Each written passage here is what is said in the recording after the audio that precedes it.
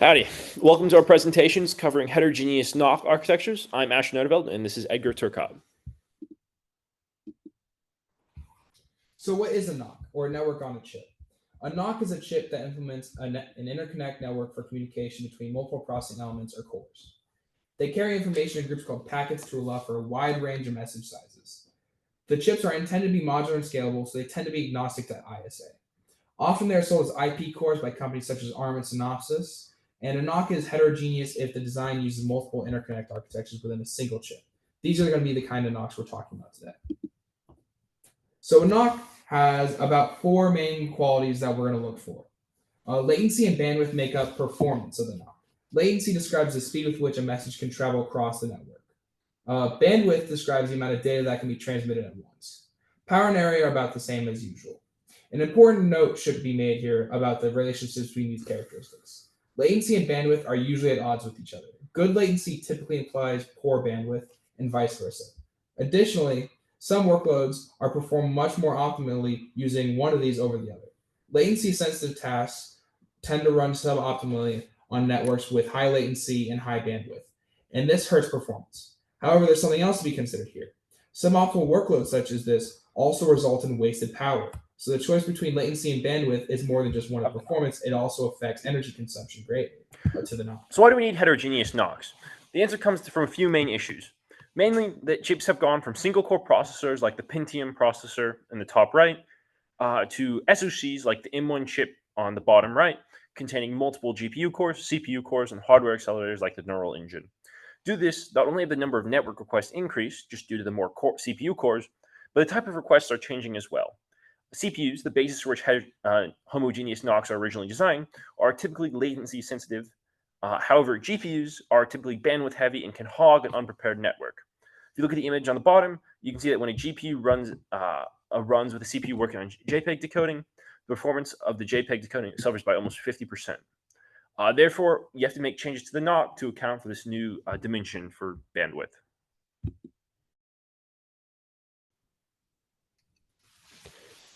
From our research, we found three potential solutions: dual network NoCs, flexible NoCs, and wireless NoCs.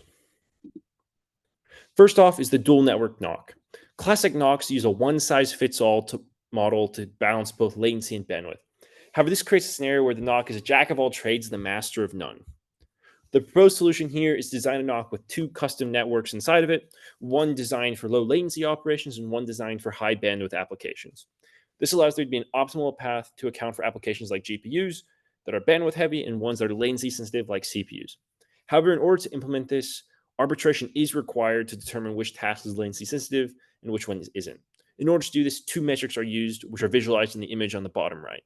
These metrics are episode height and episode length. Length refers to how long an episode is, or the number of continuous cycles where a core is waiting on a memory. Height, on the other hand, looks at the total number of L1 misses per episode, in which will require specialized hardware to do so. And if it has a large height, that means there has been many misses to different cache lines, and the data is most likely bandwidth sensitive. So how does a dual network NoC perform relative to a single network NoC? Well, the speedup is identical or even better for comparisons where the corresponding link widths are the same. However, in this situation, the power consumption is drastically lower, with the savings being close to 40% of the single network cost. Because of this power savings and performance boost, it's possible to have a dual network with 64-bit length bit width for low latency and a 256 length bit width for high bandwidth that matches the performance of a single network with 512 link bit width, despite only using 2/3 of the energy. The pros of a dual network NoC are relatively straightforward. When compared to a single network NoC, there are high energy savings of almost 40%, no penalties in maximum bandwidth, but while still getting lower latency. There's also 6% increase in throughput when dual networks are at the same frequency, but you get upwards of an 18% increase with frequency scaling on the low latency path. Due to the reduced link bit width, there's also no drastic rise in area cost to implement it. However, there are a few cons. The first one is the greater complexity of design when compared to a single network NoC. But the bigger issue is that since the dual network NoC is static, the NoC can't optimize itself based on the workload. And this could potentially lead to wasted resources in applications that are either mainly latency heavy or bandwidth heavy. This leads into another kind of heterogeneous NoC, the flexible NoC. It also aims to address the master of none issue of the standard NoC design by trying to be multiple designs at once. However, while the dual network NoC was static, the flexible NoC is dynamic. A flexible NoC uses programmable routers and links to change the network topology on the fly. The NoC is constructed like a 3D torus, as seen in the picture in the top right, but with the ability to activate and deactivate the links between the nodes. This scheme would also require an arbiter as well. In this case, to determine the topology that the NoC should take the form of given a certain workload. For this presentation, we'll be looking at a specific implementation of a flexible NoC, the adapt NoC, which uses a reinforcement learning-based controller to determine the topology to take the form of next. The reinforcement learning nodes are seen in the picture in the bottom right here. For circuitry that we will need to design to create this structure, we will need to basically make two new circuits, adaptable routers and adaptable links. Adaptable routers are constructed with virtual channels, and they function to give the ability to change connectivity of the router using a controller. So we'll be able to reach a node and be able to change where it can actually connect to. The other circuit will be adaptable links. Usually links are typically one way, but if we want to be able to change where we can move on the fly, we want to make these two-way. So adaptable links are going to cleverly use path transistors to allow for the ability to change which direction a link is actually going to go. Shown here are some network topologies that the adapt NoC is capable of. Seen here are the C-mesh, torus, and tree topologies. The mesh topology was actually shown on an earlier slide.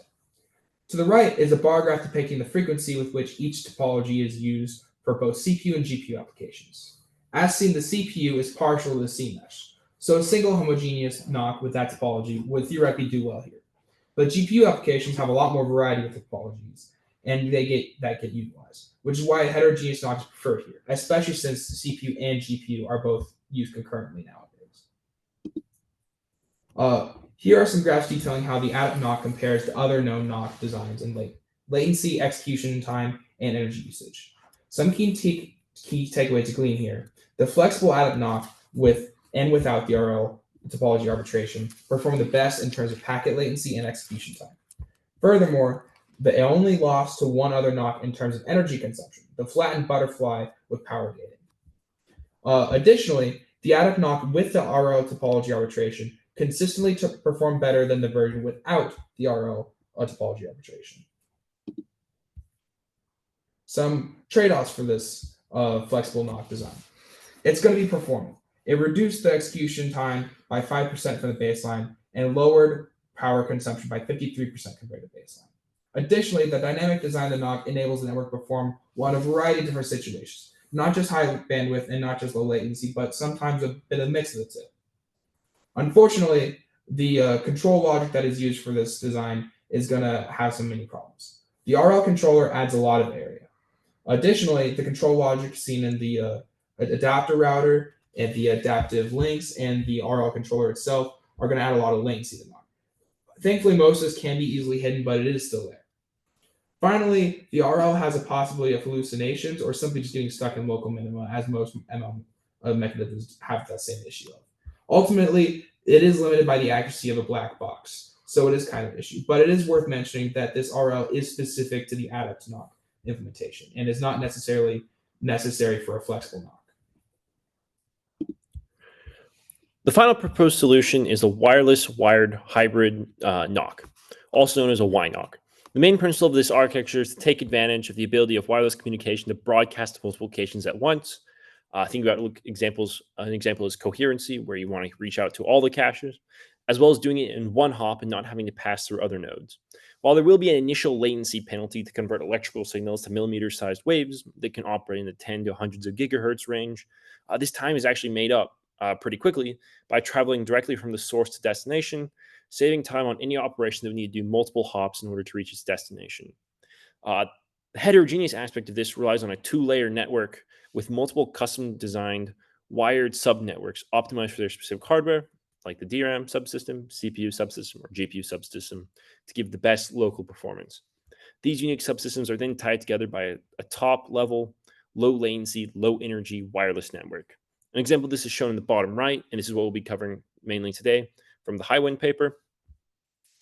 However, in the top right, It is also possible to have wired connections between the different subnetworks, but this is not what we'll be focusing on today.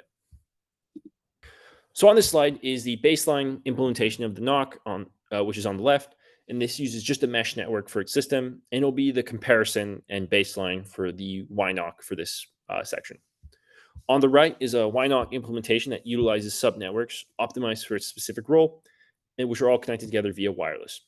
For example, the CPU subsystem must optimize latency, so the system uses a bus to go from the core to the L2 cache. However, for the GPU subsystem, latency is less critical, but bandwidth is much more major. Because of this, a star mesh is used for its high bisection bandwidth, while also guaranteeing at most 2 hops from any wireless link on the GPU L2 caches to the wireless link. Finally, a crossbar and banked last level cache is used in order to allow a single hop from the wireless link to the L3 caches. This allows low latency accesses and furthermore also allows more than one access to occur at once due to the banks, therefore increasing bandwidth. Similarly, the memory system also uses a crossbar to allow quick access to the 2 memory controllers and on-package memory. While looking at the results compared to the baseline, there's a massive boost in both performance and power efficiency. On the graph on the bottom left, CPU, which is CPU and GPU applications, you actually see their link energy reduced by almost 90% and their router energy reduced by 30%, leaving a net savings of close to 60%. This makes sense as by having wireless communication between major subsystems, long-range wires with high bisection bandwidths between the subsystems are no longer necessary, which is decreasing the fan-out and space consumed by the NoC. Similarly, we see large improvements in the runtime with a peak of almost 30%. This is due to each subsystem being heavily optimized for its task. Think about the CPUs with the buses versus the GPUs with the meshes. And then they're all held together by the wireless network, which provides energy efficient and low latency connections between each of these systems. Overall, the YNOC provides the greatest performance and power gains. It peaks at upwards of 65% energy reduction with an area reduction of close to 17% relative to the mesh network. When compared against an x86 CPU implementation, the maximum speedup is almost 30% with a reduced memory latency of 50%. Furthermore, due to the unique networks, a larger customization is allowed for this design, which will also give it better optimization. However, it is worth noting this is done statically when the NoC is being designed and not dynamically at runtime, which could potentially hurt the performance based on changing loads. Finally, because of the wireless component connecting all systems, this is very easy to design to scale and support more and more nodes. The cons, however, mostly come from the cost. Wireless NoCs are a relatively young technology, and not all modern manufacturing processes are tailored for them, leading to higher costs. Similarly, due to the wireless nature, both analog and RF designs, and therefore employees, are needed to design what would typically be a digital chip. Similarly, making antennas in silicon has much lower yields than designs without it, also therefore making the cost of the chips go up as more fail. With all 3 proposed solutions out of the way, let's move on to concluding remarks. Today we discussed 3 different types of heterogeneous NoCs, and we're going to compare them. However, each design used different baselines to measure performance, so a fair conclusive comparison is a little difficult. As a result, there will be a gray area when ranking the designs, but it should be minimal. We believe that the YNOC is the best design, but the upfront costs and necessary changes to the manufacturing line are holding it back. However, as the technology matures, it should improve in comparison. However, for the short term, a flexible NoC allows for the most versatility than when compared to the dual network NoC, especially in situations where there is an odd distribution of latency sensitive and bandwidth sensitive tasks. Ultimately, we believe that the YNOC has the potential of being the best heterogeneous NoC and that we presented today. In our view, we see an optimized YNOC as being an ASIC in comparison to the flexible NoC's FPGA, as the YNOC has specialized subnetworks to optimize their singular task, while the Flex NoC has a reprogrammability that lets it meet any situation, albeit slightly slow. Once again, thank you so much for taking time to listen to our presentation today. We normally take time now for questions, but this is a recording, so y'all are out of luck. However, we would like to give special thanks to our professor, Dr. Derek Chu, our teaching assistant, Weijie, and of course, the Whataburger and Lamar for keeping us fueled while we did this. Thank you.